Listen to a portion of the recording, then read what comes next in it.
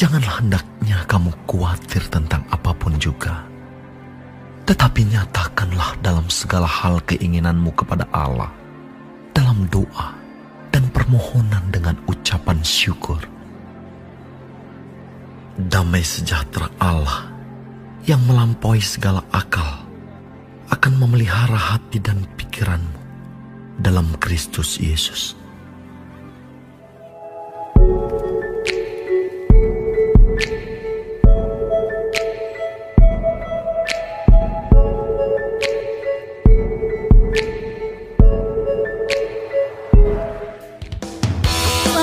Shalom jemaat Tuhan. Mari sama-sama kita bertepuk tangan bagi Dia. Kita bersyukur hari ini telah dijadikan oleh Tuhan. Haleluya.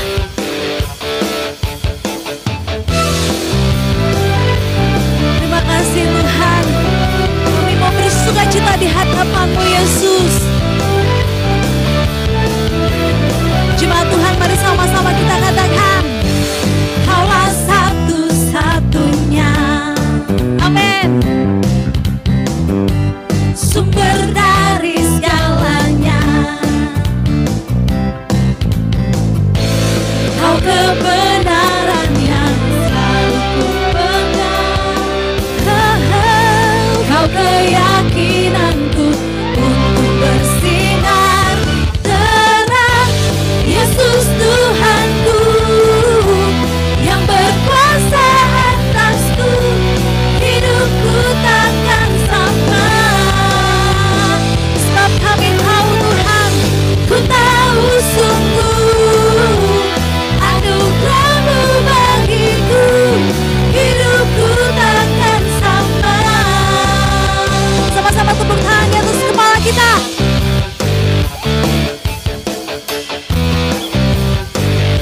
Terima kasih Tuhan.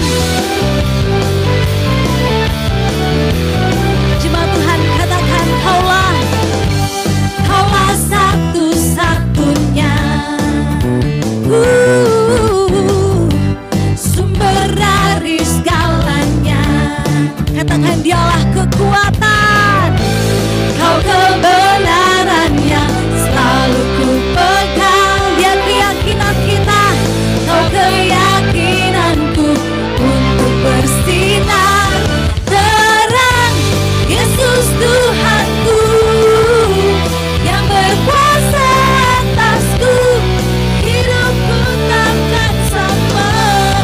Ku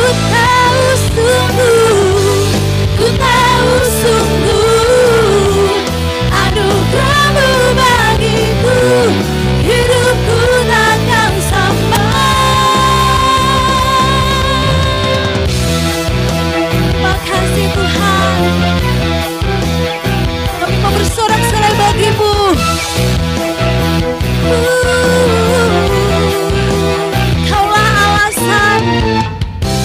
Kaulah alasan untuk ku hidup, hanya menyenangkan-Mu. Lebih dalam lagi katakan, Kaulah alasan untuk ku hidup, hanya menyenangkan-Mu. Kaulah alasan untuk ku hidup, hanya menyenangkan-Mu.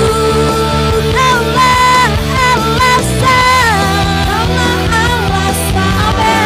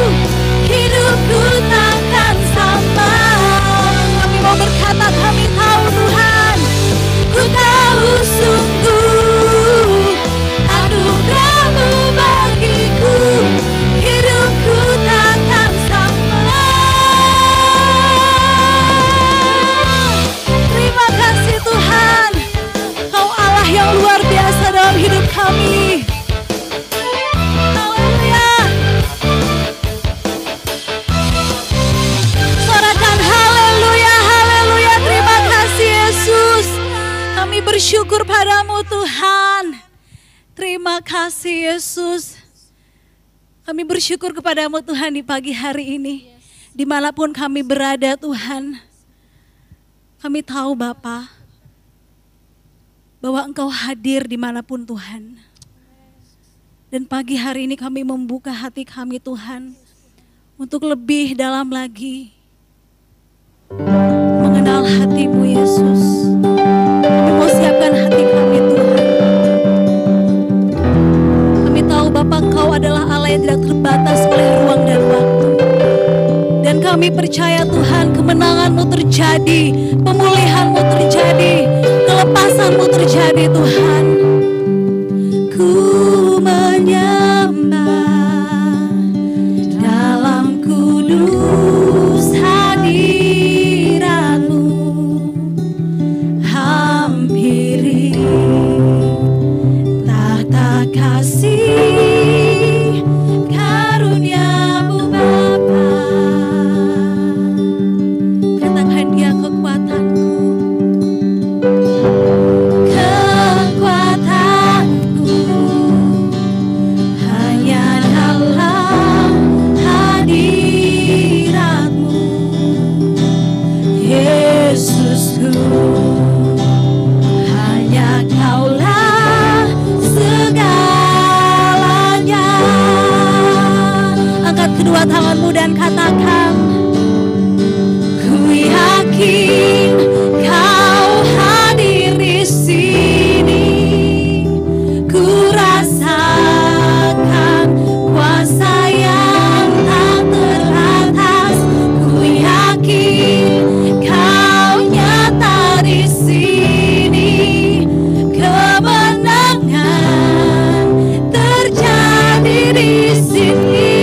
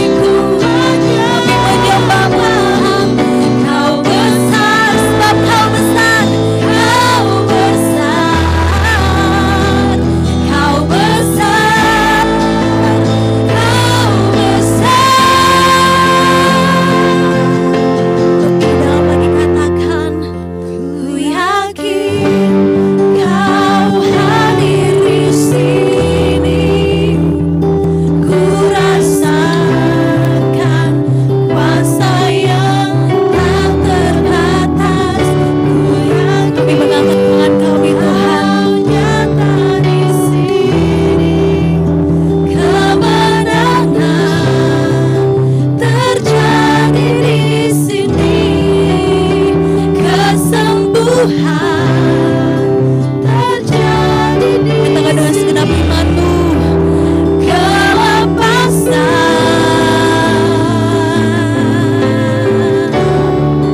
terjadi di sini.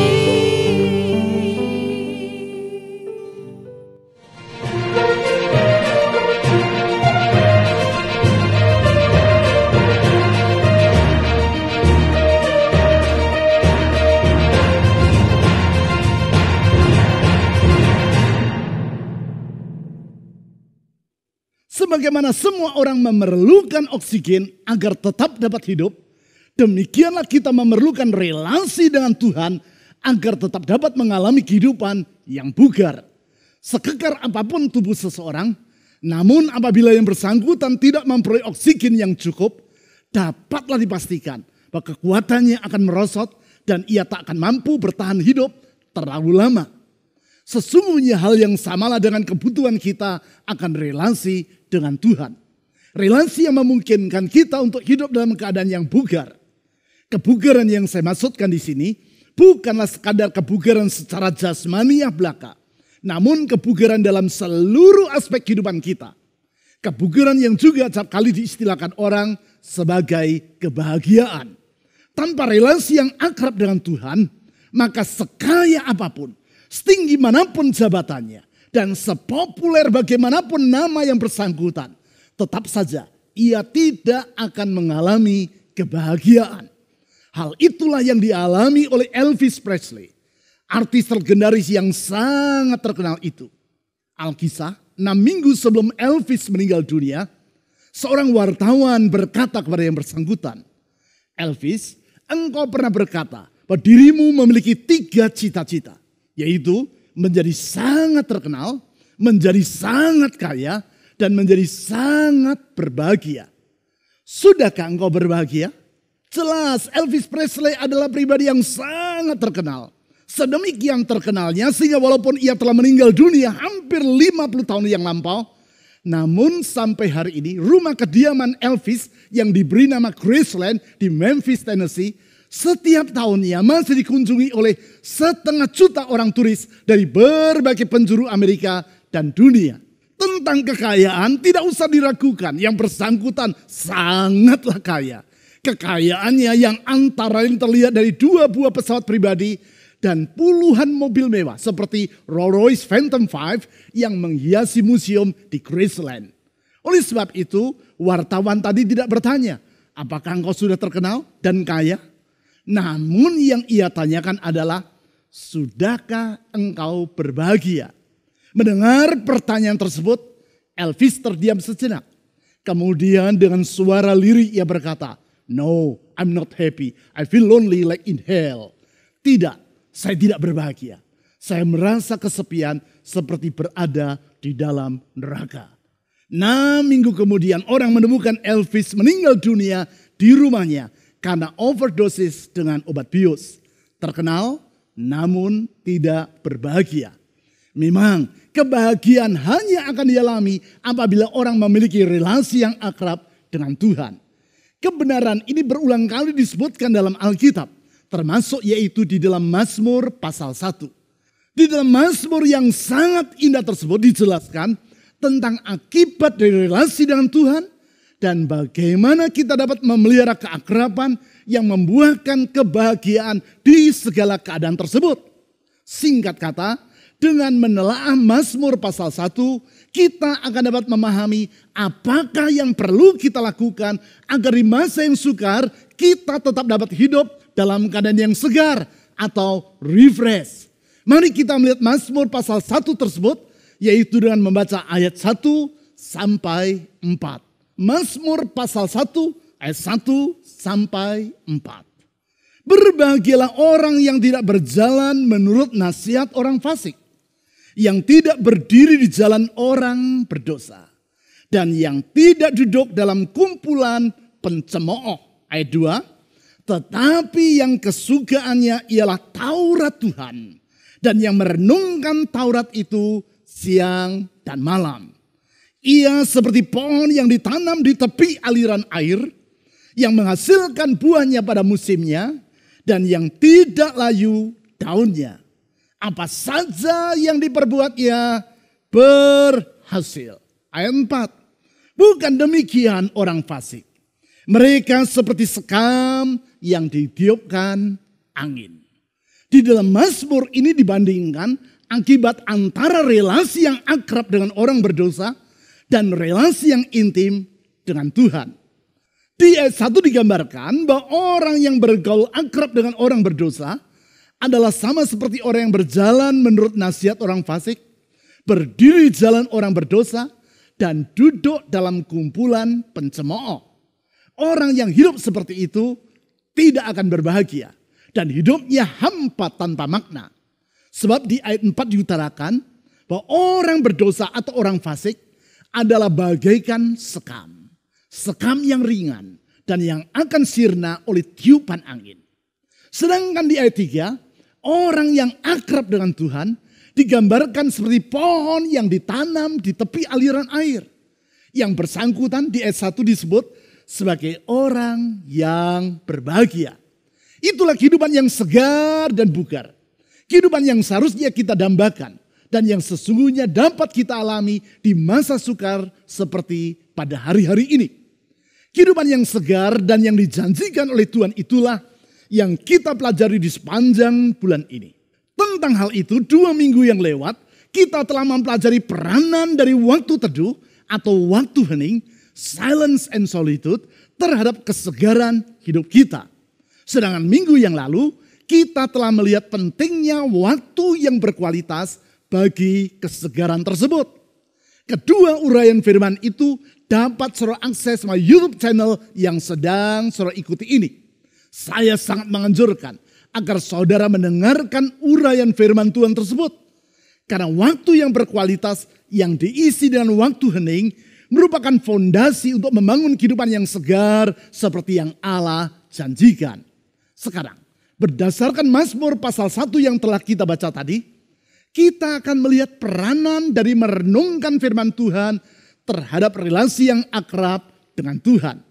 Sebab seperti yang telah kita baca di ayat-ayat tadi, keakraban dengan orang yang berdosa, yaitu yang dipaparkan di ayat 1, dibandingkan dengan kesukaan akan firman Tuhan dan merenungkannya siang dan malam, yaitu seperti yang ditulis di ayat 2. Untuk lebih jelasnya, mari kita baca kembali ayat 1 dan 2 tersebut. Mazmur pasal 1 ayat 1 dan 2. Berbahagialah orang yang tidak berjalan menurut nasihat orang fasik, yang tidak berdiri di jalan orang berdosa, dan yang tidak duduk dalam kumpulan pencemooh. Tetapi yang kesukaannya ialah Taurat Tuhan atau firman Tuhan. Dan yang merenungkan Taurat atau firman Tuhan itu siang dan malam. Ayat 2 ini menunjukkan bahwasanya keakraban dengan Tuhan tidaklah terlepas dari kesukaan orang terhadap firman Tuhan. Kesukaan yang sedemikian rupa sehingga yang bersangkutan akan merenungkannya siang dan malam. Kata kunci dari semua ini adalah merenungkan firman Tuhan. Tentang hal tersebut ada 3 pelajaran penting yang perlu kita perhatikan. Pelajaran yang pertama, yaitu bahwa merenungkan firman Tuhan tidaklah sama dengan sekadar membaca firman Tuhan. Saya ulang, merenungkan firman Tuhan tidaklah sama dengan sekadar membaca firman Tuhan. Memang kita perlu membaca Alkitab atau yang di dalam Mazmur pasal 1 diistilahkan sebagai Taurat Tuhan. Hanya saja membaca firman Tuhan atau Alkitab tidaklah sama dengan merenungkannya. Itu sebabnya di ayat 2 tadi tidak disebut tentang orang yang membaca Taurat Tuhan. Namun ditulis tentang orang yang kesukaannya ialah Taurat Tuhan. Dan perhatikan, yang merenungkan Taurat itu siang dan malam. Perhatikan, di sini digunakan kata merenungkan dan bukan membaca. Memang terdapat perbedaan antara membaca dan merenungkan. Baik dalam hal apa yang dilakukan maupun apa yang dihasilkan. dalam hal apa yang dilakukan. Tentu membaca dan merenungkan merupakan dua kegiatan yang berbeda. Orang yang membaca belum tentu akan merenungkan apa yang ia baca. Demikian juga orang dapat membaca 10 pasal dalam Alkitab tanpa berhenti. Namun adalah tidak mungkin untuk merenungkan 10 pasal tersebut secara sekaligus. Dalam pengalaman dan pengamatan saya, orang hanya akan mampu merenungkan sekitar 1 sampai 8 ayat saja. Demikian juga hasil dari membaca dan merenungkan adalah berbeda. Perbedaan tersebut dikemukakan oleh Jerry Bridges, staf dan salah seorang tokoh dari The Navigators, sebuah lembaga pelayanan internasional yang sangat terkenal dan yang memfokuskan diri untuk memuridkan orang Kristen agar mereka mampu membagikan imannya kepada orang lain. Dalam bukunya yang berjudul The Practice of Godliness atau Praktika dari Kesalehan, Jerry Bridges menulis bahwa membaca kitab suci akan memberikan kepada kita keluasan dari isi Alkitab. Memang kita perlu memahami keluasan dari isi Alkitab. Supaya dengan demikian kita dapat memahami rencana dan kehendak Allah secara utuh dan terpadu. Tetapi di samping keluasannya, kata Jerry Bridges, kita juga perlu mengenal kedalaman dari firman Tuhan itu. Pengenalan akan kedalaman firman Tuhan yang diperoleh karena kita merenungkannya. Sekali lagi, bukan berarti membaca Alkitab tidaklah penting. Namun apabila kita hanya membacanya, apalagi setiap kali dengan porsi yang sangat besar, yaitu 10 sampai 20 pasal, maka bagi sebagian besar orang, hal itu tidak akan membawa manfaat secara rohania. Karena tidak semua orang memiliki photographic memory atau daya ingat yang sangat tinggi seperti yang ada pada diri John Sung, hamba Tuhan dari Tiongkok yang dipakai Tuhan secara sangat luar biasa di berbagai negara Asia, termasuk di Indonesia pada awal abad ke-20. Yang bersangkutan yang dijuluki orang sebagai obor Allah di Asia itu membaca Alkitab secara lengkap sebanyak 40 kali hanya dalam waktu 193 hari saja. Dengan kejeniusannya, ia sanggup mengingat ayat-ayat dalam Alkitab tanpa harus menggunakan alat bantu seperti concordance. Sedangkan kebanyakan orang begitu selesai membaca 10 pasal secara sekaligus, ketika ditanya tentang apa yang telah ia baca, yang bersangkutan tidak mampu untuk menjawabnya. Jangankan mengingat isi ayat-ayat tersebut, memahami apa yang ia baca pun ia tidak sanggup. Sehingga firman Tuhan yang ia baca sama seperti benih yang jatuh di pinggir jalan dalam perumpamaan yang Yesus utarakan di Matius pasal 13 ayat 19. Belum sempat benih itu bertumbuh, burung telah datang dan memakannya sampai habis. Jadi yang perlu kita lakukan adalah di samping membaca firman Tuhan, kita juga perlu merenungkannya. Supaya dengan demikian firman Tuhan tersebut tinggal dalam hidup kita, bertumbuh dan menghasilkan buah pada waktunya. Lebih lanjut, pelajaran yang kedua yaitu bahwa merenungkan firman Tuhan akan menghasilkan keakraban dengan Tuhan. Saya ulang, merenungkan firman Tuhan akan menghasilkan keakraban dengan Tuhan. Sekadar membaca firman-Nya yaitu Alkitab tidak dengan sendirinya akan mengakibatkan kita menjadi akrab dengan Tuhan. Merenungkan firman Tuhanlah yang akan membuahkan keakraban tersebut. Hal ini sama seperti perbedaan antara membaca surat kabar dan membaca surat dari orang yang kita kasihi.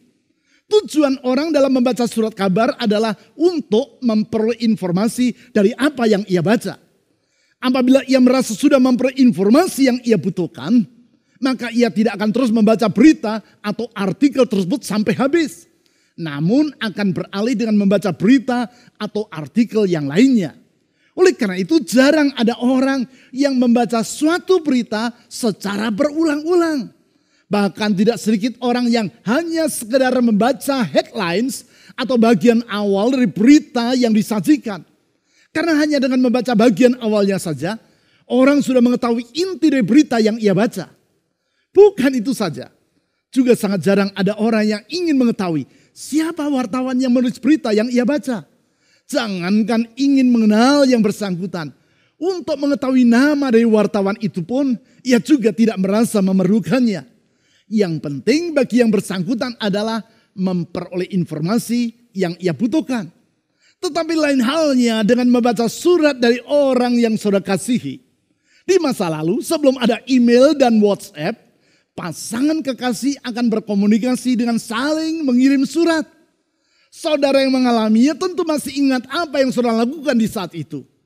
Saudara tidak akan sekedar membaca bagian awal dari surat atau headline-nya saja. Tetapi saudara akan mencari tempat yang sunyi di mana saudara seorang diri dan dapat membaca surat itu secara perlahan serta berulang-ulang. Saudara akan coba mencerna kata demi kata dalam surat tersebut. Yang terpenting bagi saudara bukan sekadar memperoleh informasi yang disampaikan melalui surat itu. Tetapi terlebih lagi, yaitu menjalin relasi dan mengenal pribadi yang menulisnya. Demikianlah halnya dengan merenungkan firman Tuhan. Saudara akan mengawalinya dengan mengambil waktu hening atau silence and solitude.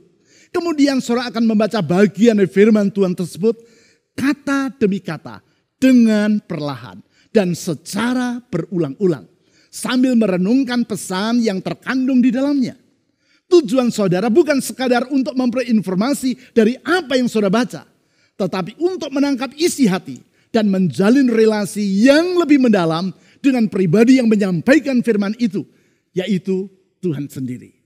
Oleh karena itu, janganlah membaca Alkitab seperti saudara sedang membaca surat kabar. Dalam hal merenungkan firman Tuhan, bacalah Alkitab seperti saudara sedang membaca surat dari orang yang Anda kasihi. Dengan demikian, relasi saudara dengan Tuhan akan semakin bertambah akrab. Keakraban ini terlihat dari apa yang diutarakan di ayat 2-3 dalam Mazmur pasal 1 tadi.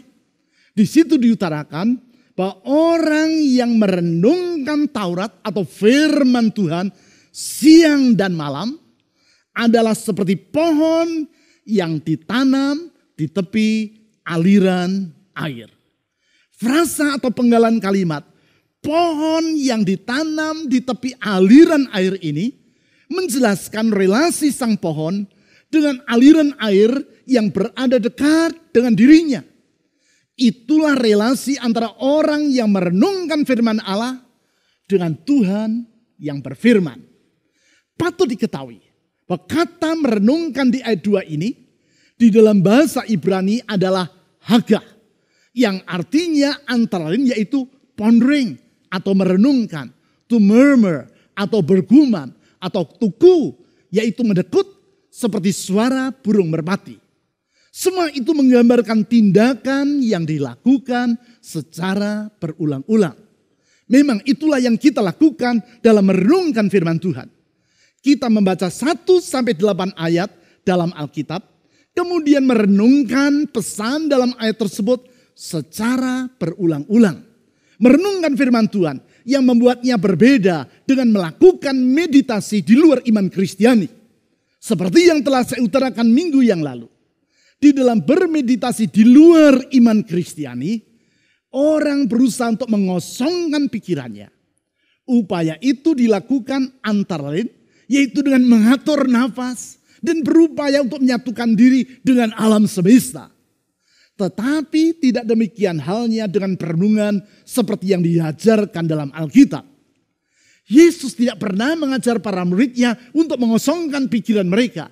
Maupun mengatur napas demi menjalin relasi dengan Allah. Di dalam perenungan yang diajarkan dalam Alkitab, orang bukan diajak untuk mengosongkan pikirannya. Tetapi justru mengisi pikiran dengan kesadaran akan kehadiran Tuhan serta dengan firman-Nya. Memang untuk perenungan tersebut adalah baik bila orang berada di dalam keheningan. Baik keheningan secara eksternal maupun internal. Dan juga tidak di tengah keramaian orang banyak. Itulah yang biasa disebut sebagai silence and solitude. waktu hening atau waktu teduh seperti yang diteladankan oleh Yesus sendiri dan yang telah saya uraikan dalam 2 khotbah secara berturut-turut di 2 minggu yang lewat. Tentu saudara ingin mengetahui lebih jauh tentang bagaimana langkah-langkah praktis untuk melakukan perenungan ini. Waktu kita dalam ibadah ini tidak cukup untuk menjelaskannya secara rinci.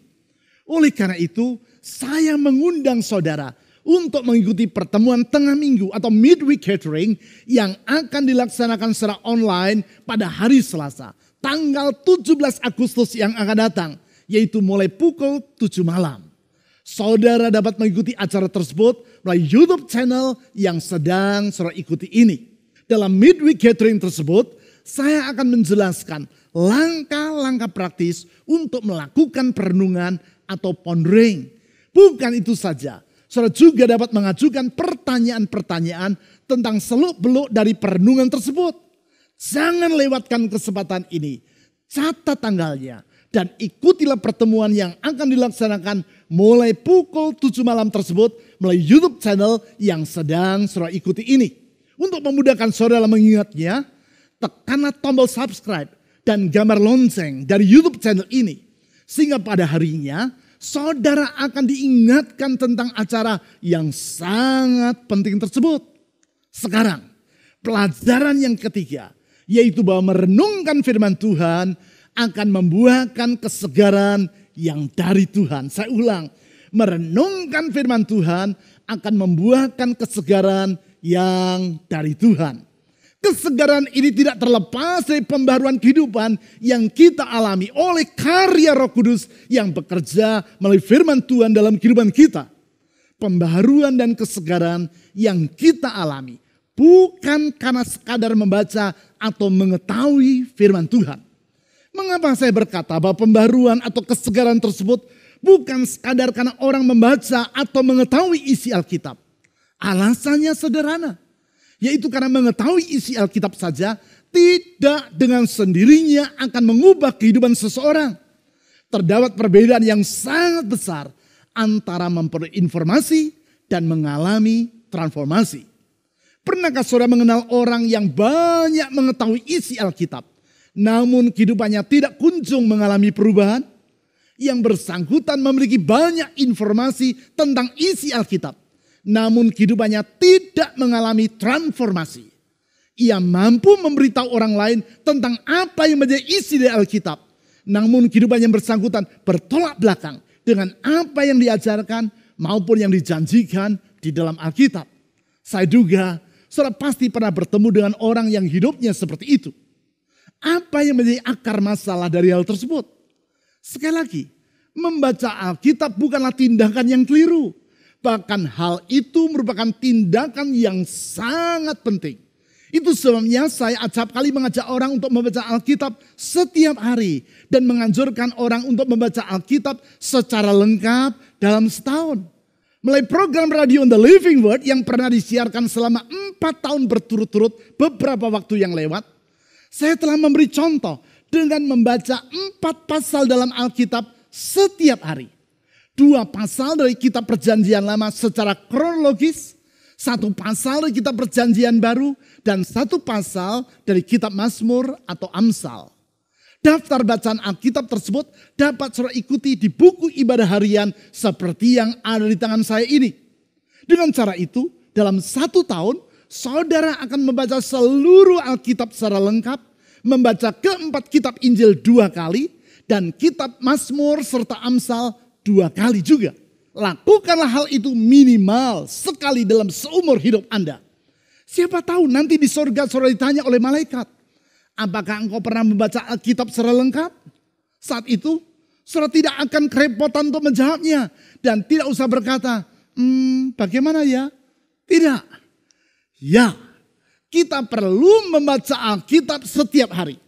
Namun di saat yang sama, kita juga perlu menyadari bahwa membaca Alkitab saja tidaklah cukup. Mengapa?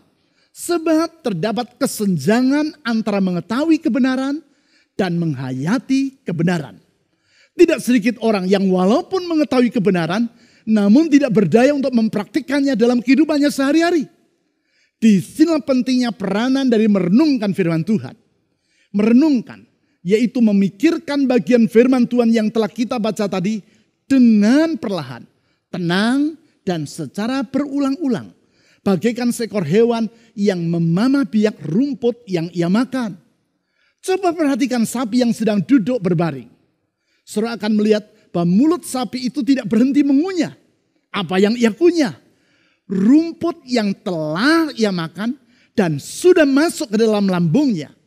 Rumput tersebut dikeluarkan dari dalam lambung dan kemudian ia kunyah kembali untuk yang kedua kalinya sebelum ia masukkan lagi ke dalam lambung yang berikutnya. Itulah proses memamah biak. Melaluinya sapi tersebut secara sangat efisien menyerap nutrisi yang terkandung dalam rumput yang ia makan. Hal itu pula lah yang terjadi saat kita merenungkan firman Tuhan. Sesuai dengan makna kata merenungkan atau haga dalam bahasa Ibrani yang telah saya jelaskan tadi. Di dalamnya terkandung pemahaman yaitu memikirkan atau merefleksikan secara berulang-ulang firman Tuhan yang telah dibaca. Akibatnya firman Tuhan yang kita baca bukan berhenti sampai pada pengetahuan. Namun oleh pertolongan Roh Kudus, kebenaran firman Tuhan tersebut akan membaharui pola pikir kita, menyegarkan perasaan kita, dan membimbing kita untuk melakukannya. Sehingga dengan demikian, kita mengalami pembaruan kehidupan dan kesegaran yang dari Allah.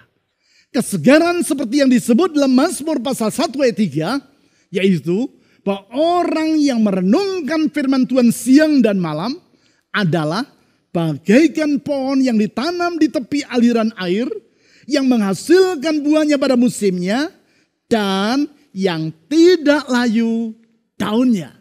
Semua itu merupakan gambaran dari kehidupan yang segar. Bukan itu saja, lebih jauh dikatakan bahwa apa saja yang diperbuatnya berhasil. Itulah kehidupan yang produktif dan diberkati oleh Allah. Bukankah kehidupan yang segar seperti itu yang kita harapkan di segala keadaan? Sekarang, kalau saudara menyadari pentingnya untuk merenungkan firman Tuhan dalam membawa kesegaran bagi hidupmu, tulislah pada kolom komen di YouTube channel yang sedang saudara ikuti ini kalimat, dengan merenungkan firman Tuhan, hidupku akan disegarkan. Atau kalimat lain yang mengungkapkan komitmen saudara untuk memberikan waktu guna merenungkan firman Tuhan di setiap hari. Semua yang telah kita pelajari ini bukan dimaksudkan untuk sekadar menambah pengetahuan saudara. Walaupun pengetahuan adalah penting. Namun seperti yang diajarkan oleh Alkitab, kita harus menjadi pelaku dari firman Tuhan. Artinya apa yang telah kita pelajari perlu dipraktikkan. Praktik yang memerlukan latihan dan dukungan dari sesama saudara seiman. Hal itulah yang akan dilakukan dalam pertemuan kelompok-kelompok kecil atau kelompok sel yang di dalam gereja kita diberi nama kelompok kesan. Karena itu, bila saudara belum terlibat dalam kelompok kesan atau kelompok sel, hubungilah nomor telepon yang terpampang pada layar saudara melalui WhatsApp. Dan staf gereja akan menghubungkan saudara dengan kelompok kesan yang sesuai bagi dirimu. Melalui kelompok kesan tersebut, saudara akan saling mengingatkan dan saling menolong dalam membangun waktu yang berkualitas. Baik dengan melakukan silence and solitude atau waktu hening, dan juga dengan merenungkan firman Tuhan. Perenungan yang dapat saudara lakukan melalui 4 langkah. 4 langkah yang saudara awali dengan melakukan silence and solitude terlebih dulu. Sudah itu, lakukanlah 4 langkah ini secara berturut-turut. Langkah yang pertama, yaitu membaca atau yang dalam bahasa Latin biasa disebut sebagai lexio. Di sini saudara membaca 1 sampai sekitar 8 ayat dalam Alkitab secara perlahan. Baik dibaca dalam hati maupun dengan suara yang bergumam. Berhentilah di setiap kalimat atau frasa, yaitu penggalan kalimat, dan perhatikan kata atau frasa apa yang menarik perhatian Anda. Langkah yang kedua, yaitu merenungkan, atau yang dalam bahasa Latin disebut sebagai meditatio. Sekali lagi saya tandaskan, bahwa dalam meditatio ini, saudara bukan mengosongkan pikiran seperti yang dilakukan dalam meditasi di luar iman Kristiani. Namun saudara membaca kembali ayat-ayat tadi secara perlahan sambil merenungkan apakah pesan yang disampaikan Tuhan melalui ayat ini bagi hidup saudara. Langkah yang ketiga yaitu menanggapi atau yang dalam bahasa Latin disebut sebagai oratio. Di langkah ini bacalah ayat-ayat tersebut sekali lagi sambil memperhatikan apa yang menjadi tanggapan hati saudara terhadap kebenaran yang telah saudara renungkan. Tanggapan yang kemudian saudara utarakan kepada Tuhan melalui doa. Langkah keempat yaitu beristirahat dalam Tuhan atau yang dalam bahasa Latin disebut sebagai contemplatio. Di tahap ini saudara kembali melakukan waktu hening dan mengambil sikap yaitu berserah secara sepenuh kepada Tuhan. Sama seperti yang dilakukan oleh seorang anak yang disape dan yang berbaring dekat ibunya. Yaitu sebagaimana yang ditulis di dalam Mazmur pasal 131 ayat 2. Keempat langkah ini akan kita pelajari secara lebih mendalam dan disertai dengan contoh-contoh praktis dalam pertemuan tengah minggu atau midweek gathering yang akan dilaksanakan pada hari Selasa tanggal 17 Agustus yang akan datang. Yaitu yang akan dilaksanakan mulai pukul 7 malam. Dan yang dapat saudara ikuti melalui YouTube channel ini. Sekali lagi, jangan lewatkan pertemuan tersebut. Mari kita membangun waktu yang berkualitas bersama Tuhan. Waktu yang kita isi antara lain dengan waktu hening atau waktu teduh dan perenungan firman Tuhan. Melaluinya kita memelihara dan menumbuhkan relasi dengan Kristus. Relasi yang dipulihkan melalui pengorbanannya di kayu salib. Pengorbanan yang menghapus masa lalu kita yang kelam dan membuka lembaran yang baru serta indah bagi kehidupan kita. Lembaran baru yang harus kita isi dengan relasi yang semakin akrab dengan Yesus. Relasi yang menyegarkan, menghidupkan dan mengakibatkan berkat Allah semakin melimpah dalam kehidupan kita. Mari kita berdoa. Tuhan Yesus, kami bersyukur oleh karena anugerah-Mu. Dalam kasih Engkau telah rela mengorbankan dirimu sampai mati di kayu salib. Melalui pengorbanan-Mu itu Engkau menghapuskan masa lalu kami yang kelam. Memperdamaikan kami kembali dengan Allah.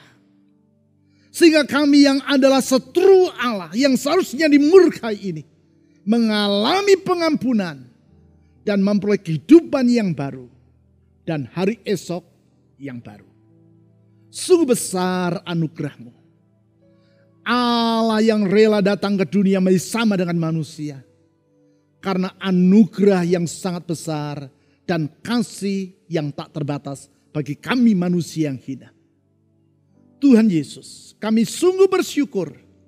Karena dalam relasi yang dibaharui itu, kami dapat menyongsong masa depan yang baru. Oleh karena itu ajar kami untuk memelihara, mengembangkan dan menumbuhkan relasi yang erat dengan dirimu. Karena kami tahu, hanya di dalam relasi yang erat dengan dirimu itulah kami akan benar-benar hidup sebagaimana seharusnya yang Engkau rencanakan dan maksudkan bagi hidup kami. Roh Kudus tolong kami untuk semakin bertumbuh dalam keakraban dengan Tuhan. Oleh karena itu saat ini saya berdoa Tuhan Yesus. Untuk mereka yang jauh dari Engkau. Ulurkan tangan kasih-Mu. Menjamah hati mereka. Dan membawa mereka kembali kepada-Mu dalam kehausan akan Engkau. Pulihkan hidup mereka. Pulihkan masa depan mereka. Saya juga berdoa Tuhan Yesus. Untuk mereka yang dalam keadaan kebimbangan, dalam keadaan keraguan, dalam keadaan hidup yang galau. Ulurkan tangan-Mu yang meneduhkan dan menyegarkan itu. Karena sesungguhnya kasih-Mu tidak pernah berhenti. Kasih-Mu tetap untuk selama-lamanya. Di dalam Engkau ada pemulihan. Di dalam Engkau ada masa depan. Di dalam Engkau ada pertolongan. Tuhan, ulurkan tangan-Mu yang membuka jalan di saat tiada jalan. Ulurkan tangan-Mu yang menyembuhkan. Ulurkan tangan-Mu yang penuh dengan kuasa dan mujizat itu. Kepada-Mu kami menyerahkan seluruh beban dalam hidup ini. Karena kami percaya di dalam Tuhan Yesus ada pengharapan. Di dalam Tuhan Yesus ada pertolongan. Di dalam Tuhan Yesus ada jawaban. Jawaban yang selalu datang tepat pada waktunya. Tidak pernah terlambat. Tidak pernah terlambat. Karena engkau tidak pernah lalai dalam mengulurkan tangan pertolonganmu. Tuhan Yesus, tolong semua kami untuk mengisi hari-hari depan kami. Semakin akrab dengan Tuhan, semakin menyenangkan hati Tuhan, semakin memuliakan nama Tuhan. Di dalam nama di atas segala nama, nama Yesus Kristus Tuhan dan Juru Selamat yang hidup, kami telah berdoa. Amin.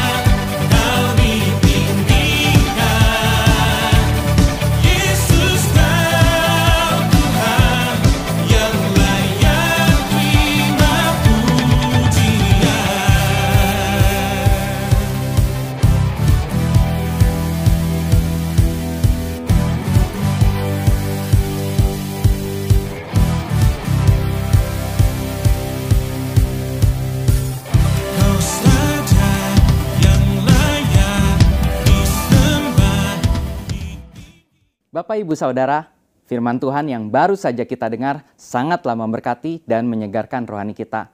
Bila kita menyukai dan merenungkan firman-Nya setiap saat, maka Tuhan akan menuntun setiap langkah kita dan apa saja yang kita perbuat akan Tuhan buat berhasil. Puji Tuhan. Mari kita tutup ibadah ini dengan berdoa. Tuhan Yesus, kami percaya akan firman-Mu yang akan menuntun hidup dan menyegarkan jiwa kami. Kami percaya kami akan dapat menghadapi setiap pergumulan dengan berkemenangan di dalam iman kami. Ajar kami untuk lebih mendekatkan diri kepadamu dan merenungkan firman-Mu siang dan malam. Tuhan, kami bersyukur untuk setiap persembahan yang sudah dan akan kami berikan ini. Tuhan yang memberkati setiap orang-orang yang memberi. Biarlah Engkau, Tuhan yang selalu menjadi terutama atas keluarga kami, pekerjaan kami, dan seluruh aspek kehidupan kami. Sehingga yang sakit dipulihkan, yang letih disegarkan, yang sedih dihiburkan, yang kurang dicukupkan, dan yang lemah dikuatkan. Kami terima tuntunan dan berkat dari-Mu. Di dalam nama Tuhan Yesus Kristus kami berdoa. Amin.